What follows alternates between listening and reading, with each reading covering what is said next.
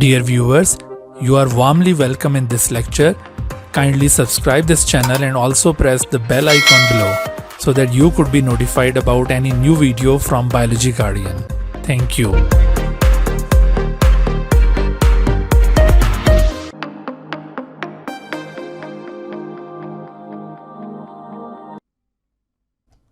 बिस्मिल्लाहिर्रहमानिर्रहीम। रब्बिश्रह ली सदरी व यस्सिर ली अमरी वहलुल उक़दतम मिन लिसानी यफ़क़हू क़ौली। Assalamu alaikum dear students. Welcome in lecture number 8 of chapter 7 of NBF Biology 11. And today we are going to discuss the general characters of fungi. And in these general characters, today we will learn about habitat, cell structure, body structure and locomotion of fungi.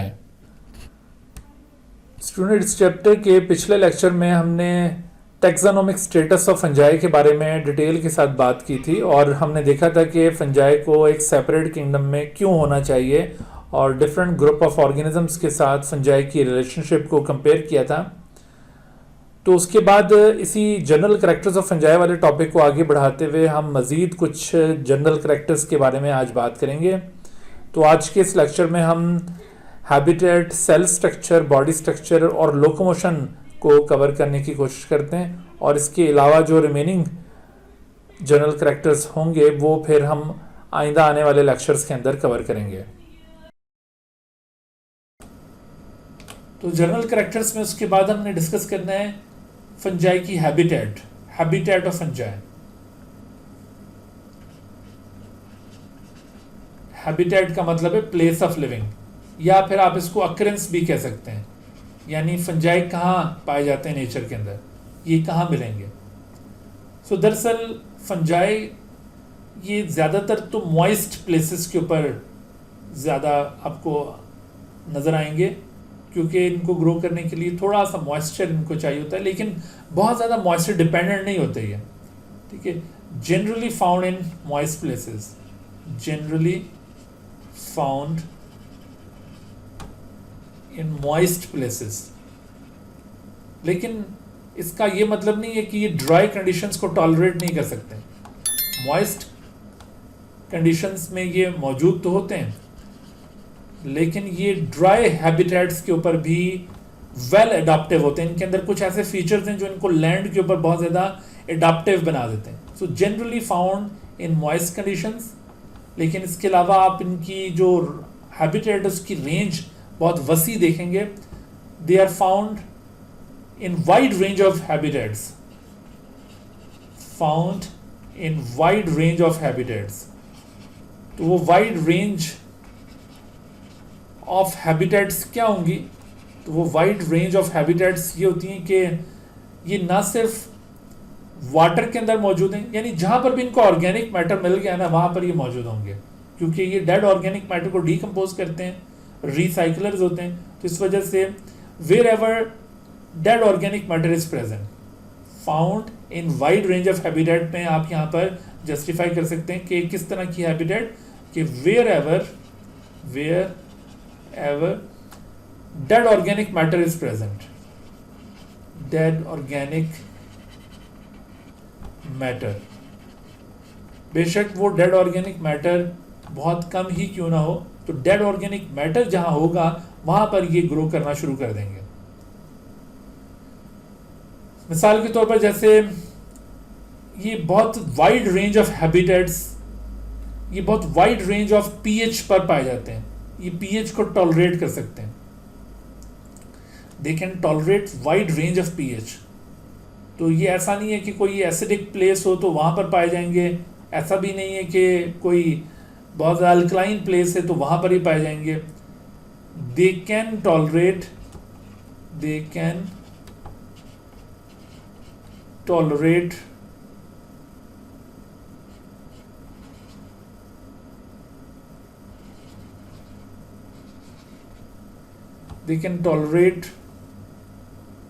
Extreme environmental conditions. अब वो extreme environmental conditions कौन सी हैं? Extreme environmental conditions मिसाल के तौर पर जैसे इसमें मैंने आपको बताया कि wide range of pH, wide range of pH. और ये वाइड रेंज ऑफ पीएच एक बहुत ही स्ट्रॉन्ग एसिडिक पीएच से लेकर दैट इज टू 9 पीएच तक, ये अल्कलाइन, हाईली अल्कलाइन पीएच को ये टॉलरेट करने की सलाहियत रखते हैं। They can tolerate extreme environmental condition such as wide range of pH, जैसे कि 2 से 9 तक। तो ये आप देखिए कि आप इनको देखेंगे, ये अचार जहाँ पर आमतौर पर बैक्टीरिया ग्रो नहीं कर पाते उसके अंदर, लेकिन अचार में फंगस लग जाती है। तो इसी तरह से ये wide range of temperature, wide range of temperature को भी टॉलरेट करने की ये सलाहियत रखते हैं, यानी बहुत लो टेम्परेचर के ऊपर भी ये पाए जाते हैं। इवन रेफ्रिजरेटर के अंदर आपने कुछ चीज़ें रखी होंगी और आमतौर पर बैक्टीरिया उसको स्पॉइल नहीं कर रहे होते हैं, लेकिन फंगस समटाइम उधर ग्रो कर जाती है रेफ्रिजरेटर के अंदर भी। और इसी तरह से बहुत हाई टेम्परेचर वाली जगहों पर भी ये पाए जाते हैं। तो इस तरह से वाइड रेंज ऑफ टेम्परेचर को ये टॉलरेट कर सकते हैं। और इसके अलावा ये बहुत हाई ऑस्मोटिक प्रेशर वाली प्लेसेस को भी टॉलरेट कर सकते हैं। High osmotic pressure, high osmotic pressure, high osmotic pressure वाली जगह कौन सी होगी? मिसाल के तौर पर जैसे कोई सिरप या कोई जैसे जैम, जेलीज। तो ये जो जैम जेलीज होते हैं ना, ये इनके अंदर वाटर बहुत कम होता है, इनके अंदर वाटर बहुत कम होता है। और कोई भी ऑर्गेनिज्म इनके अंदर ग्रो करने लगे तो उसमें से वाटर को ये जैम जेलीज खींच लेते हैं। तो ऐसी सूरत में वो ऑर्गेनिज्म सर्वाइव नहीं कर पाता। बैक्टीरिया आमतौर पर जैम जेलीज वगैरह के अंदर ग्रो नहीं कर पाएंगे, लेकिन ये इस तरह की जगहों पर भी ये ग्रो कर जाते हैं, जैम्स के ऊपर, जेलीज के ऊपर, वहाँ पर भी ये ग्रो करना शुरू कर देंगे। तो इनके अंदर इस तरह से वाइड रेंज ऑफ हैबिटेट में पाए जाने की सलाहियत है। इनमें एक्सट्रीम इन्वायरमेंटल कंडीशंस को टॉलरेट करने की सलाहियत मौजूद है। तो ये इस तरह आप इनकी अक्रेंस को बयान कर सकते हैं। अक्रेंस के बाद इनका सेल स्ट्रक्चर देख लेते हैं। सेल स्ट्रक्चर इनका कैसा होता है? सेल स्ट्रक्चर, जैसे भी आपको स्टार्ट में बताया था कि ये यूकैरियोट्स होते हैं, तो इनका सेल स्ट्रक्चर जाहिर है कि यूकैरियोटिक सेल स्ट्रक्चर है। और जो टिपिकल यूकैरियोटिक सेल के फीचर्स होते हैं वो सभी फीचर्स यहाँ पे मौजूद होंगे। तो यूकैरियोटिक सेल स्ट्रक्चर यानी डेफिनेट न्यूक्लियस होगा और मेम्ब्रेन बाउंडेड ऑर्गेनेल्स होंगे। लेकिन इसमें जो मजीद स्पेसिफिकेशन है वो ये कि इनके पास सेल वॉल मौजूद है, दे हैव सेल वॉल। और ये बड़ा एक प्रोमिनेंट फीचर है इनका, they have cell wall which is made up of chitin. तो काइटिन की बनी हुई सेल वॉल इनके पास मौजूद है। ये इनके सेल स्ट्रक्चर का एक प्रोमिनेंट फीचर है। अदरवाइज बाकी यूकैरियोटिक फीचर्स होंगे इनके पास, लेकिन ये एक प्रोमिनेंट फीचर कि इनके पास एडिशनली एक सेल वॉल है जो काइटिन की बनी हुई है। काइटिन एक पॉलीसेकेराइड की किस्म है, लेकिन सेलुलोज से ये एक डिफरेंट पॉलीसेकेराइड है। बायोमॉलिक्यूल्स में आपने सेलुलोज और काइटिन के दरमियान डिफरेंस यकीनन पढ़ा होगा, तो ये आपके माइंड में होना चाहिए। अच्छा, फिर आप देखिए कि इनके पास जैसे अभी आपको पॉइंट आउट किया था कि सेंट्रियोल्स नहीं होते, they do not have centrioles भी नहीं होते, एंड प्लास्टिड्स भी नहीं होते इनमें। प्लास्टिड्स प्लांट सेल के स्पेसिफिक फीचर्स हैं, प्लांट सेल में पाए जाने वाले ऑर्गेनल्स हैं, और सेंट्रियोल्स एनिमल सेल्स में पाए जाने वाले ऑर्गेनल्स हैं। तो ये दोनों चीज़ें यहाँ पे मौजूद नहीं हैं। तो ये सेल स्ट्रक्चर बताते हुए आपने इन बातों के तरफ इशारा करना है कि एक तो इनका सेल स्ट्रक्चर यूकैरियोटिक टाइप का है, यानी डेफिनेट न्यूक्लियस और बाकी मेम्ब्रेन बाउंडेड ऑर्गेनल्स होंगे, और दूसरा आपने बताना है कि इनके पास सेल वॉल मौजूद है और वो काइटिन की बनी हुई है, और सेंट्रियोल्स और प्लास्टिड्स नहीं होते। अच्छा, इसके अलावा अगर हम मजीद इनके सेल स्ट्रक्चर को एक्सप्लोर करें तो इनमें सेल्स में बी यूनिन्यूक्लिएटेड या फिर वो बाई न्यूक्लिएटेड भी हो सकते हैं, ठीक है। इनके सेल्स में भी यूनिन्यूक्लिएटेड, यूनिन्यूक्लिएटेड का मतलब है कि कंसिस्ट ऑफ सिंगल सेल्स, और ये जो यूनिन्यूक्लिएटेड सेल्स होते हैं ना, उनके लिए यहाँ पर एक और टर्म भी यूज़ की जाती है, दैट इज मोनोकैरियोटिक। तो इनके सेल्स इस तरह से सिंगल न्यूक्लियस पर मुश्तमिल हो सकते हैं, दैट इज मोनोकैरियोटिक। या फिर दूसरी पॉसिबिलिटी क्या है, बाई न्यूक्लिएटेड हो सकते हैं। बाई न्यूक्लिएटेड का मतलब है the cell consist of two nuclei, और यहाँ पर भी एक और टर्म यूज की जाती है dikaryotic. Dikaryotic, the cell having two nuclei is called dikaryotic. तो ये मोनोकैरियोटिक, डाइकैरियोटिक टर्म्स ये अक्सर फंजाई के सेल्स के डिस्क्रिप्शन में यूज की जाती हैं। और समटाइम इनके पास सेल्स मल्टी न्यूक्लिएटेड भी होते हैं, मल्टी न्यूक्लिएटेड। और ये जो मल्टी न्यूक्लिएटेड है, इसके लिए भी यहाँ पर एक और स्पेसिफिक टर्म यूज की जाती है।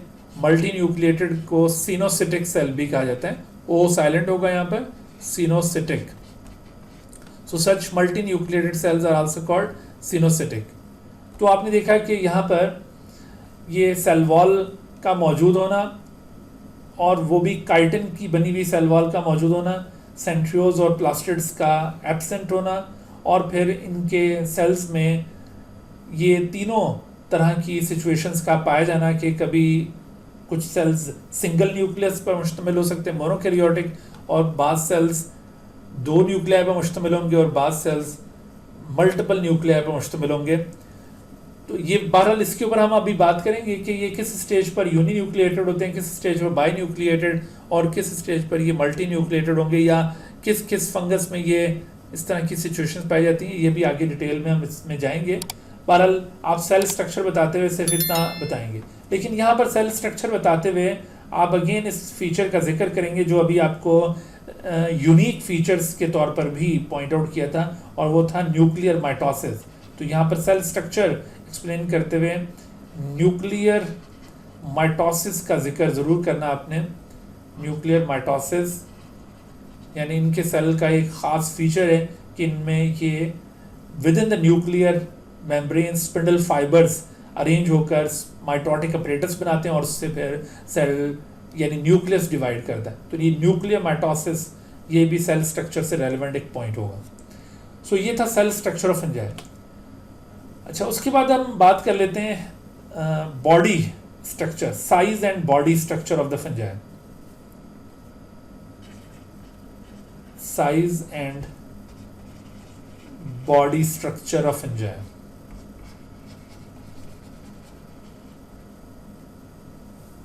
फंजाई का जो साइज रेंज है वो माइक्रोस्कोपिक से लेकर और बहुत मैक्रोस्कोपिक साइज तक आपको ये मिलेगा। जैसे माइक्रोस्कोपिक साइज रखने वाले जो फंगल ऑर्गेनिजम्स हैं, तो उन फंगल ऑर्गेनिजम्स में यीस्ट माइक्रोस्कोपिक, जैसे कि यीस्ट मैंने अभी आपको जैसे बताया था, यीस्ट एक एक्सेप्शनल केस है। Yeast is unicellular fungi, yeast is unicellular fungus. Other than yeast बाकी जितने भी फंजाई हैं वो सब के सब मल्टी सेलुलर होते हैं। तो ये माइक्रोस्कोपिक साइज भी रखते हैं जैसा कि यीस्ट, और इनमें मैक्रोस्कोपिक साइज भी पाया जाता है। मैक्रोस्कोपिक यानी जो आंख से नज़र आ सकते हैं नेकेड आई से, तो मैक्रोस्कोपिक साइज रखने वाले फंजाई जिसमें टोडस्टूल, ये बड़े बड़े मशरूम्स की एक किस्म है टोडस्टूल,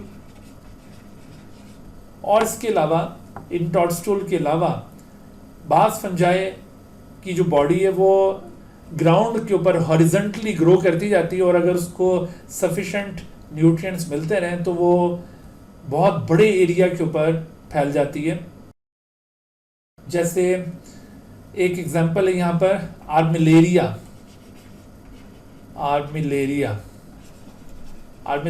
एक फंगस है, और ये फंगस कॉनिफेरस फॉरेस्ट के अंदर पाई जाती है। Found in coniferous forest, found in coniferous, जहाँ पर कॉनिफर प्लांट्स बहुत ज़्यादा यानी पाइन ट्रीज बहुत ज़्यादा होते हैं, तो कॉनिफेरस फॉरेस्ट के अंदर ये पाई जाने वाली फंगस है।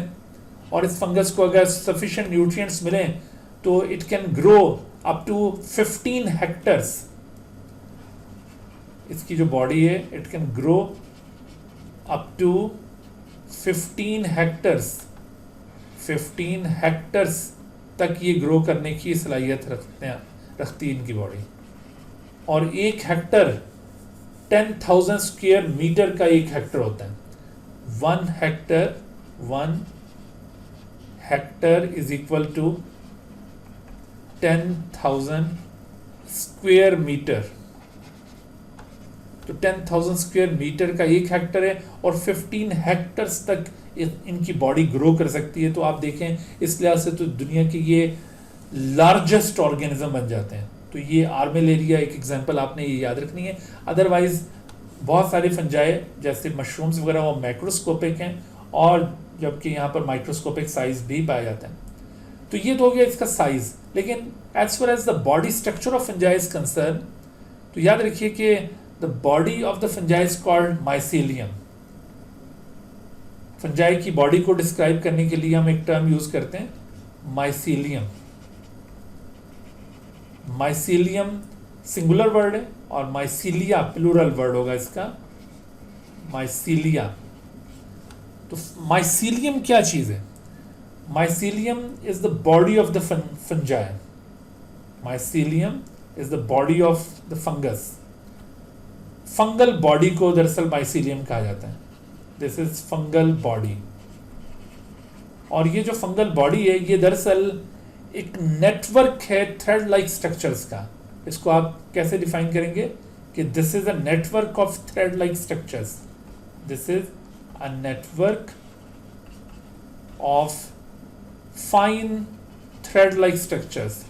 और वो फाइन थ्रेड लाइक स्ट्रक्चर्स क्या होते हैं? Those fine thread like structures are called hyphae. उन फाइन थ्रेड लाइक स्ट्रक्चर्स को हाइफी कहते हैं। These fine thread-like structures are called hyphae.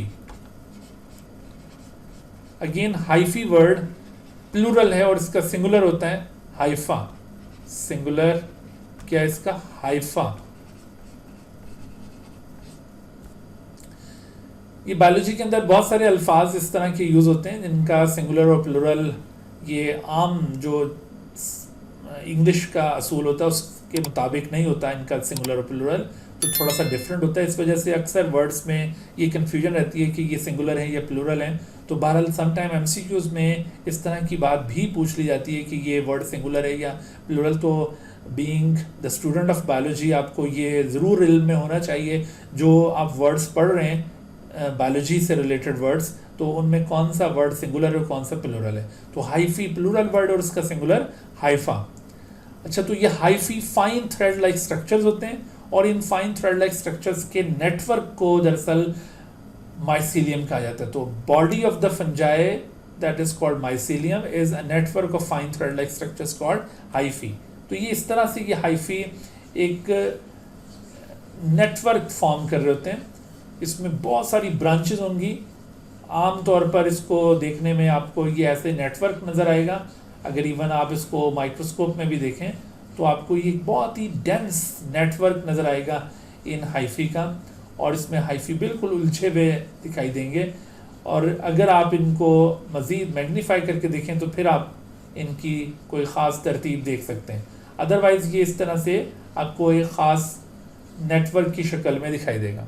कोई ख़ास शक्ल नहीं होती। आमतौर पर जो फंगस माइसीलियम है वो यूँ सर्कुलर ग्रो कर रहा होता है, लेकिन बाज़ फंजाई के माइसीलिया स्पेसिफिक शेप भी रखते हैं। जैसे मिसाल के तौर पर मशरूम्स में आपने देखा होगा कि वो बिल्कुल इस तरह सर्कुलर ग्रो करने के बजाय मशरूम की बॉडी में इस तरह से एक स्टेम लाइक पार्ट यूँ दिखाई देगा और फिर उसके ऊपर स्टेम लाइक पार्ट के साथ साथ यूँ एक अम्ब्रेला लाइक कैप भी दिखाई देती है। तो ये इस तरह का स्ट्रक्चर मशरूम में आमतौर पर दिखाई देता है। तो जिस तरह से ये मशरूम में आपको एक स्पेसिफिक शेप की बॉडी नज़र आ रही है, बिल्कुल इसी तरह से there are many other fungi that also have such specific body shape. लेकिन अगर किसी आर्टिफिशियल मीडियम में फंगल माइसीलियम को ग्रो करता हुआ देखें, या फिर जैसे बहुत सारे फंजाई जो डेड ऑर्गेनिक मैटर पर ग्रो कर रहे होते हैं, तो उनका माइसीलियम इस तरह से उस डेड ऑर्गेनिक मैटर पर बिल्कुल सर्कुलर पोजीशन में ग्रो कर रहा होगा। अच्छा, अब इस माइसीलियम में जो हाइफी पाए जाते हैं, हाइफी, तो इन हाइफी की 3 अकसाम हो सकती हैं। बास माइसीलिया में जो हाइफी पाए जाते हैं वो हाइफी सेप्टेट होते हैं, ठीक है। कुछ आपको फंजाई की स्पीशीज ऐसी मिलेंगी जिनके हाइफी सेप्टेट होंगे, सेप्टेट हाइफी, और कुछ आपको फंजाई की स्पीशीज ऐसी मिलेंगी जिनके hyphae non septate, non septate, या इनको ए सेप्टेट हाइफी भी कहा जाता है, ए सेप्टेट हाइफी। सेप्टेट और नॉन सेप्टेट हाइफी में फ़र्क है क्या? देखो, जैसे आपको नाम से जाहिर हो रहा है नॉन सेप्टेट, तो नॉन सेप्टेट हाइफी ऐसे होंगे जिनमें सेल्स इस तरह से एक दूसरे के साथ फ्यूज़ हो चुके होते हैं और एक कॉमन साइटोप्लाज्म के अंदर मल्टीपल न्यूक्लियाई इस तरह से आपको सस्पेंडेड दिखाई देंगे। There is no cross partition between the successive nuclei. इस तरह एक मल्टी न्यूक्लिएटेड एक कॉमन सेल पूरे हाइफा के अंदर आपको बना हुआ नजर आएगा। तो such hyphae are called non septate या ए सेप्टेट हाइफी। और इसी तरह के हाइफी को मल्टी न्यूक्लिएट या सिनोसिटिक हाइफी भी कहा जाता है। ये दरअसल मल्टी न्यूक्लिएट या फिर इसे सिनोसिटिक हाइफी कहा जाएगा, सिनोसिटिक hyphae.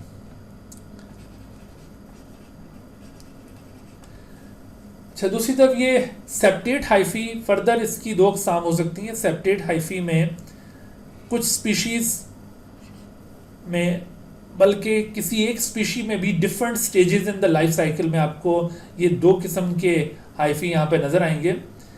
In certain stage of life cycle, अभी आगे चलकर हम वो रिप्रोडक्शन के अंदर और आगे जब लाइफ साइकिल्स पढ़ेंगे उसके अंदर फिर इस बात का जिक्र करेंगे कि वो स्टेज कब आती है।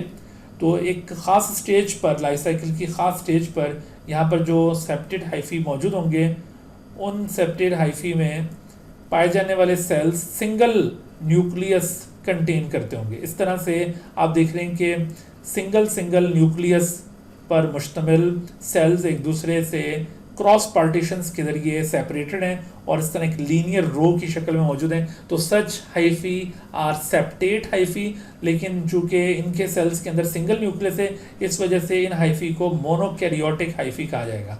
जैसे अभी मैंने आपको सेल स्ट्रक्चर में भी ये टर्म्स बताई थी, तो ये मोनोकैरियोटिक हाइफी हैं, मोनोकैरियोटिक हाइफी। और दूसरी तरफ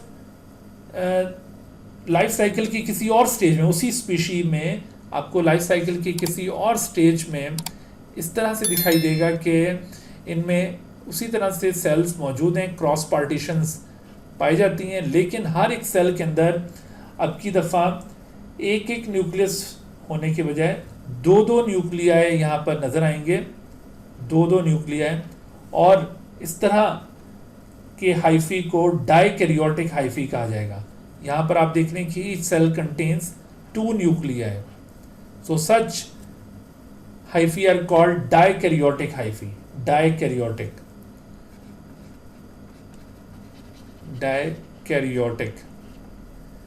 तो ये आपने याद रखना है कि फंजाई की बाज़ स्पीशीज ऐसी हैं जिनमें नॉन सेप्टेड हाइफी होंगे और बाज़ स्पीशीज में septate.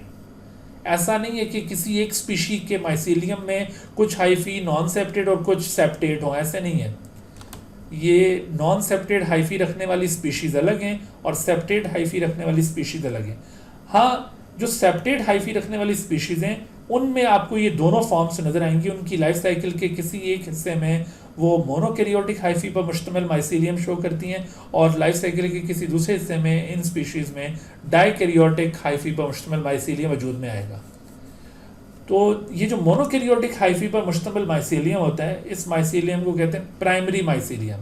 This mycelium is known as primary mycelium. और जबकि डाइकैरियोटिक हाइफी पर मुश्तमिल माइसीलियम को कहा जाता है सेकेंडरी माइसीलियम, सेकेंडरी माइसीलियम। असल में ये प्राइमरी माइसीलियम और ये सेकेंडरी माइसीलियम क्यों कहलाता है? दरअसल होता यह है कि जब इनके स्पोर्स की जर्मिनेशन होती है तो वो स्पोर इस तरह से एक सिंगल स्पोर उसकी जर्मिनेशन से ये 1 से 2 और 2 से 4 यूँ बनते चले गए और पूरा ये एक किस तरह से पूरा माइसीलियम वजूद में आ जाता है जो कि मोनोकैरियोटिक हाइफी पर मुश्तमिल होता है। लेकिन at the time of fertilization जब इस तरह के 2 माइसीलिया जिनके पास ये मोनोकैरियोटिक हाइफी मौजूद होंगे तो उन 2 माइसीलिया की आपस में फ्यूजन होती है। मिसाल के तौर पर एक माइसीलियम तो उसके पास ये इस तरह से मोनोकैरियोटिक हाइफी ये नज़र आ रहे हैं आपको, और दूसरी तरफ एक और माइसीलियम तो इस माइसीलियम के पास भी ये मोनोकैरियोटिक हाइफी ये नज़र आ रहे हैं।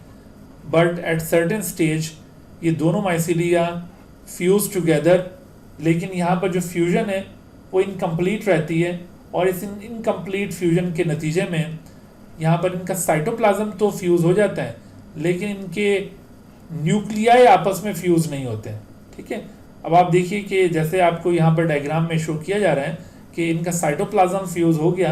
यहाँ पर हम अब ये डिफरेंट कलर से शो करते हैं कि ये साइटोप्लाज्म फ्यूज़ हो चुका है, बट उसके अंदर जो न्यूक्लियाई हैं दोनों डिफरेंट माइसीलिया के वो इंटैक्ट हैं, वो आपस में फ्यूज़ नहीं हुए। ठीक है, इस तरह से आप देखिए कि साइटोप्लाज्मिक फ्यूजन के बाद अगर ये न्यूक्लियर फ्यूजन नहीं होती तो ये जो सेल वजूद में आया है ये एक डाइकैरियोटिक सेल होगा और ये डाइकैरियोटिक सेल आगे इसी तरह से ग्रो करता चला जाएगा और इसके यहाँ इसी तरह से ग्रो करने की वजह से यूँ एक डाइकैरियोटिक माइसीलियम वजूद में आ जाएगा। तो चूँकि ये डाइकैरियोटिक माइसीलियम फर्टिलाइजेशन के इवेंट के बाद वजूद में आया है, पहले इसकी लाइफ साइकिल के अंदर मोनोकैरियोटिक हाइफी पर मुश्तमिल माइसीलियम था, तो इस वजह से ये डाइकैरियोटिक हाइफी वाला माइसीलियम सेकेंडरी माइसीलियम कहलाएगा। तो ये फर्टिलाइजेशन के बाद असल में वजूद में आता है। बहरहाल इसके ऊपर अभी हम आगे जब रिप्रोडक्शन पढ़ेंगे फंजाई में वहाँ पर हम मज़ीद डिटेल के साथ इस फीचर के ऊपर बहस करेंगे कि किस तरह से लाइफ साइकिल के दौरान एक primary mycelium which consist of monokaryotic hyphae वो एक सेकेंडरी माइसीलियम में तब्दील हो जाता है जिसमें डाइकैरियोटिक हाइफी पाए जाते हैं। तो ये हम अभी लाइफ साइकिल या फिर जब रिप्रोडक्शन पढ़ेंगे तो उसके अंदर इस बात को बहुत डिटेल के साथ हाईलाइट किया जाएगा। तो आपने नोट किया कि फंजाई में जो इनकी बॉडी होती है, body of the fungi is called mycelium, और ये mycelium fine thread like structures पर मुश्तमिल एक नेटवर्क है और इस नेटवर्क में आपको जो हाइफी मिलेंगे वो हाइफी अपने स्ट्रक्चर के लिहाज से 3 मुख्तलिफ काइंड के हो सकते हैं। कुछ स्पीशीज़ में नॉन सेप्टेड और कुछ के अंदर सेप्टेड, और जिन स्पीशीज़ में सेप्टेड हाइफी हैं वहाँ पर लाइफ साइकिल की एक स्टेज पर मोनोकैरियोटिक हाइफी और दूसरी स्टेज पर डाइकैरियोटिक हाइफी पाए जाएंगे। तो ये तो हाइफी की हमने क्लासिफिकेशन देखी है स्ट्रक्चर की बुनियाद पर। इसके अलावा हाइफी की क्लासिफिकेशन आप इनके फंक्शन के लिहाज से भी कर सकते हैं। आपको फंगल माइसीलियम में जो हाइफी नज़र आएंगे उनके फंक्शंस के लिहाज से मुख्तलिफ काइंड्स हो सकती हैं। तो हाइफी की फंक्शंस के लिहाज से अगर हम मुख्तलिफ काइंड्स देखें तो इनमें से बाज़ हाइफी राइजोइड्स कहलाते हैं, राइजोइड्स। इनमें से बाज़ हाइफी हस्टोरिया कहलाते हैं, हस्टोरिया। इनमें से बाज़ हाइफी स्टोलोन कहलाते हैं और इनमें से बाज़ हाइफी गैमिटेंजिया कहलाते हैं, गैमिटेंजिया। और समटाइम हाइफी को स्पोरेंजियोफोर या फिर इनको कोनिडियोफोर का नाम दिया जाता है, कोनिडियोफोर। सो ये आपने नाम याद रखने, these are the types of hyphae based upon function. ये फंक्शन की बुनियाद पर आप इसकी क्लासिफिकेशन कर सकते हैं, based upon function, based upon function. ये डिफरेंट काइंड के हाइफी आपने नोट किए। असल में देखो ये जो राइजोइड्स हैं, राइजोइड्स ये एब्जॉर्बिंग हाइफी होते हैं, रूट लाइक स्ट्रक्चर्स होते हैं, सेप्रोट्रॉफ्स, सेप्रोट्रॉफिक फंजाई के। ठीक है, दीज आर एब्जॉर्बिंग, इनको कहते हैं absorbing hyphae, absorbing hyphae of saprotrophic fungi. Saprotrophic fungi कौन से होते हैं? जो डेड ऑर्गेनिक मैटर को डीकम्पोज करते हैं। तो सेप्रोट्रॉफिक फंजाई के पास जो एब्जॉर्बिंग हाइफी हैं दे आर कॉल्ड राइजोइड्स। दूसरी तरफ हास्टोरिया आर ऑल्सो एब्जॉर्बिंग हाइफी, इससे भी न्यूट्रिएंट्स की एब्जॉर्प्शन होती है, एब्जॉर्बिंग हाइफी। लेकिन ये एब्जॉर्बिंग हाइफी कहाँ पाए जाते हैं? These absorbing hyphae are found in parasitic fungi.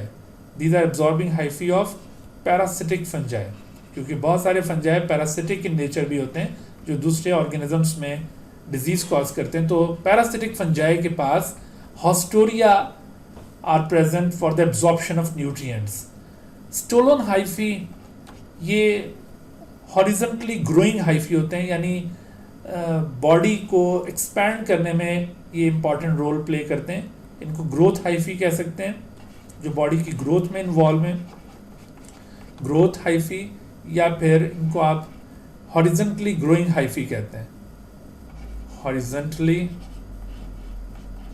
Growing hyphae, क्योंकि इनकी वजह से इनके माइसीलियम का साइज एक्सपैंड कर रहा होता है और ये हॉरिजॉन्टली ग्रो करते हैं अलोंग द सरफेस, तो इनको स्टोलोन कहा जाता है। गैमेटेंजिया और स्पोरेंजियोफोर, कोनिडियोफोर्स, ये सारे रिप्रोडक्टिव हाइफी हैं। गैमेटेंजिया तो ये रिप्रोडक्टिव ऑर्गन्स के तौर पर एक्ट करेंगे। ये गैमीट प्रोड्यूसिंग हाइफी होते हैं, गैमीट्स इनके अंदर प्रोड्यूस होते हैं। These are gamete producing hyphae, ये गैमीट्स को प्रोड्यूस करते हैं और ये गैमीट्स फिर सेक्सुअल रिप्रोडक्शन में हिस्सा लेंगे। So these are gamete producing hyphae, और इस वजह से इनका ताल्लुक सेक्सुअल रिप्रोडक्शन के साथ होता है। On the other hand sporangiophores and conidiophores are both of them are erectly going hyphae, जिनकी टिप के ऊपर एसेक्सुअल स्पोर्स ग्रो करते हैं।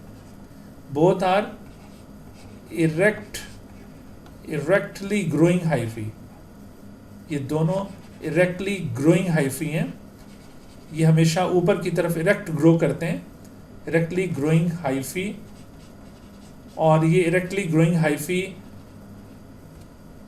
बियर एसेक्सुअल स्पोर्स, इनके ऊपर एसेक्सुअल स्पोर्स डेवलप होते हैं, एसेक्सुअल स्पोर्स। और वो एसेक्सुअल स्पोर्स कौन से हैं? जैसे स्पोरेंजियोफोर की टिप के ऊपर स्पोरेंजियम बनेगा और उसके अंदर स्पोरेंजियोस्पोर्स ग्रो करेंगे, और इसकी टिप के ऊपर कोनिडियोस्पोर्स ग्रो करेंगे। बहरहाल इन दोनों को अभी हम आगे रिप्रोडक्शन के अंदर देखेंगे, इनके बारे में डिटेल में हम बात करेंगे आगे रिप्रोडक्शन में। तो ये आपने याद रखना है कि हाइफी की अकसाम है बेस्ड अपॉन फंक्शन, और ये जो आपको हाइफी की अकसाम बताई थी, these are the types of hyphae based upon structure. तो based upon structure and based upon function hyphae की आपको काइंड्स पता होनी चाहिए।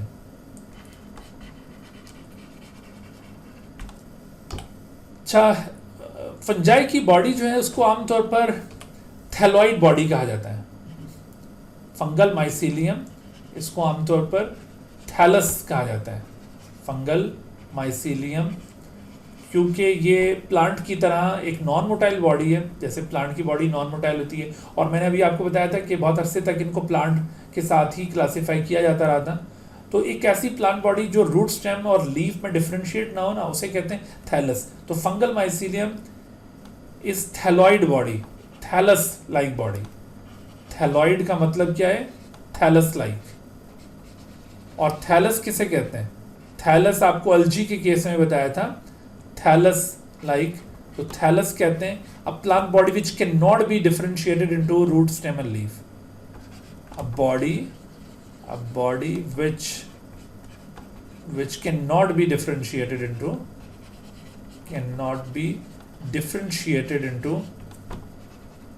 root, stem and leaves।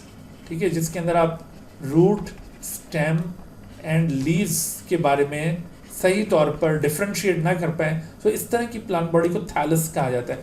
So fungal mycelium is generally called as thalloid body, thallus like body. अच्छा, यहाँ पर वैसे तो याद रखिए कि फंगल माइसीलियम को, फंगल बॉडी को माइसीलियम कहा जाता है, लेकिन एक फंगल ऑर्गेनिज्म ऐसा है जिसकी बॉडी नॉन हाइफल बॉडी है या नॉन माइसीलियल बॉडी है। जैसे अभी आपको मैंने यूनिसेलुलर फंगस की एग्जांपल दी थी। यीस्ट एक यूनिसेलुलर फंगस है। तो यीस्ट एक नॉन हाइफल फंजाई है, यानी नॉन हाइफल का मतलब है कि इसमें चूंकि प्रॉपर हाइफी नहीं होंगे, ये यूनिसेलुलर है, तो इस वजह से इसको नॉन हाइफल फंजाई भी कहा जाता है। अच्छा, मैंने अभी आपको फंगल माइसीलियम की शेप्स बताई। बाज फंगल माइसीलियम स्पेसिफिक शेप्स में पाए जाते हैं, और वो जो स्पेसिफिक शेप्स होती हैं फंगल माइसीलिया की, वो दरअसल उनकी फ्रूटिंग बॉडीज होती हैं। यानी जैसे अभी आपको यहाँ पर पॉइंट आउट किया था कि मशरूम्स के केस में इस तरह से एक स्टेम लाइक पार्ट ग्रो करता है सॉइल में से, और उस स्टेम लाइक पार्ट के ऊपर इस तरह से अम्ब्रेला लाइक कैप यहाँ पे ग्रो करती है। तो इस तरह का स्ट्रक्चर होता है मशरूम का। तो मशरूम की ये बॉडी जो सॉइल से बाहर निकली हुई है, क्योंकि अंडर द सॉइल भी इसके हाइफी प्रेजेंट होते हैं, so this body of the mushroom which grows up in the soil, ये दरअसल मशरूम की फ्रूटिंग बॉडी है। This is actually the fruiting body of the mushroom. और ये जो फ्रूटिंग बॉडी होती है किसी भी फंजाई की, ये फ्रूटिंग बॉडी दरअसल उसके रिप्रोडक्टिव स्ट्रक्चर्स का क्लस्टर होता है। The fruiting body is actually the cluster of reproductive structures. It is actually the cluster या collection of reproductive structures. बहुत सारे reproductive structures इकट्ठे एक जगह पर ग्रो कर रहे होते हैं, और उनकी कलेक्शन को फ्रूटिंग बॉडी कहा जाता है। और ये फ्रूटिंग बॉडी अभी आप देखेंगे कि डिफरेंट ग्रुप्स के अंदर इनको डिफरेंट नेम से कॉल किया जाता है। मिसाल के तौर पर इन फ्रूटिंग बॉडीज़ में एक ग्रुप के अंदर अभी आप देखेंगे इसे एस्कोकार्प कहा जाता है, एस्कोकार्प। और एक दूसरे ग्रुप के अंदर आप देखेंगे इस तरह की फ्रूटिंग बॉडी को बेसिडियोकार्प कहा जाएगा, बेसिडियोकार्प। तो जैसे फंजाई की ये जो फ्रूटिंग बॉडी की बेसिडियोकार्प है, और इसी तरह से और कई एक फंजाई हैं जिनकी फ्रूटिंग बॉडी एस्कोकार्प कहलाती है। तो ये दोनों टर्म्स इनकी फंजाई की फ्रूटिंग बॉडी के लिए ये टर्म्स यूज की जाती हैं। और फ्रूटिंग बॉडी क्या होती है? These are the clusters of या collections of reproductive structures. अच्छा, इसके बाद एक और कैरेक्टर हम यहाँ पे कवर कर लेते हैं, लोकोमोशन इन फंजाई। लोकोमोशन का जहां तक ताल्लुक है, लोकोमोशन का मतलब होता है movement of an organism from one place to another place. तो लोकोमोशन फंजाई में सिरे से एब्सेंट है, लोकोमोशन नहीं कर सकते ये। हाँ, अलबत्ता इनके अंदर एक खास किस्म की मूवमेंट जरूर होती है, लेकिन वो लोकोमोटरी मूवमेंट नहीं है, वो एक ग्रोथ मूवमेंट है। लोकोमोशन क्यों नहीं है? जैसे कि अभी आपको बताया था कि फंजाई के पास फ्लैजेला नहीं होते, दे एक्चुअली लैक फ्लैजेला। और फ्लैजेला जिन स्ट्रक्चर से ओरिजिनेट होते हैं, जिन्हें बेसल बॉडीज कहा जाता है, वो भी इनके पास नहीं है। फ्लैजेला एंड बेसल बॉडीज इनके पास मौजूद नहीं होती।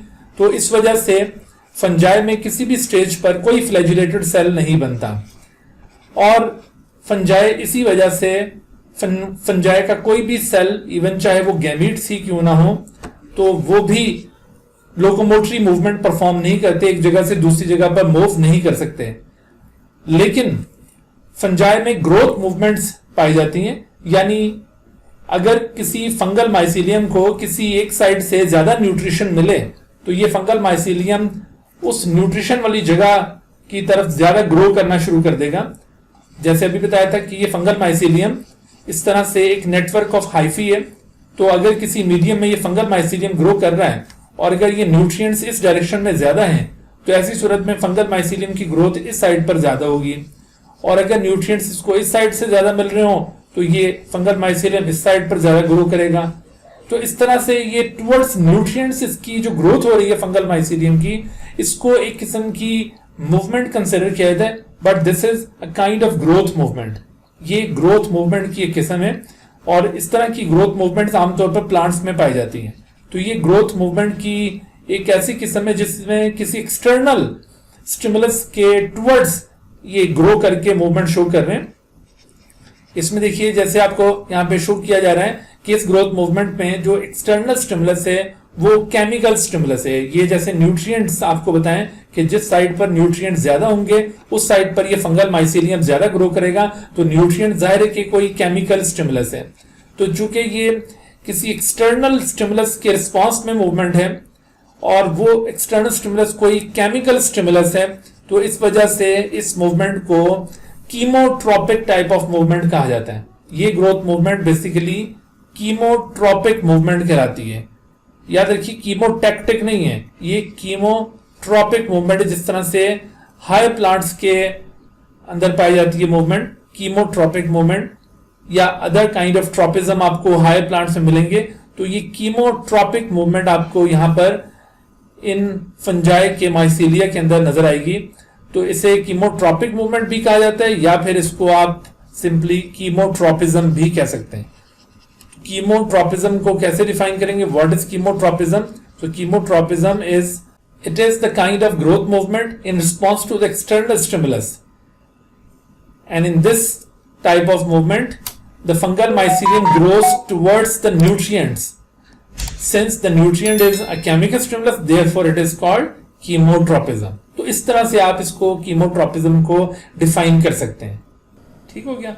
तो इस तरह से हमने आज के इस लेक्चर के अंदर फंजाई का बॉडी स्ट्रक्चर और साइज रेंज इसकी डिस्कस कर ली, उसके अलावा सेल स्ट्रक्चर इसका कवर कर लिया, हैबिटेट और अकरेंस के ऊपर बात हो गई है, और इसका जो टैक्सोनॉमिक स्टेटस था उसको हमने रिव्यू कर लिया है। तो जनरल कैरेक्टर्स में यहाँ तक आज के लेक्चर में हमने कवर किया है। इंशाल्लाह अगले लेक्चर के अंदर हम फंजाई का जो मोड ऑफ न्यूट्रिशन उसके ऊपर डिटेल के साथ बहस करेंगे, और फिर उसके बाद आपको फंगल रिप्रोडक्शन के बारे में डिटेल के साथ एक्सप्लेन करेंगे। Dear viewers, thank you for watching this video. If you have not subscribed this channel, kindly subscribe it and also press the bell icon below so that you could be notified about any new video lecture from Biology Guardian. And also do not hesitate to ask any question regarding this lecture. My contacts are shown on the screen. Thank you once again.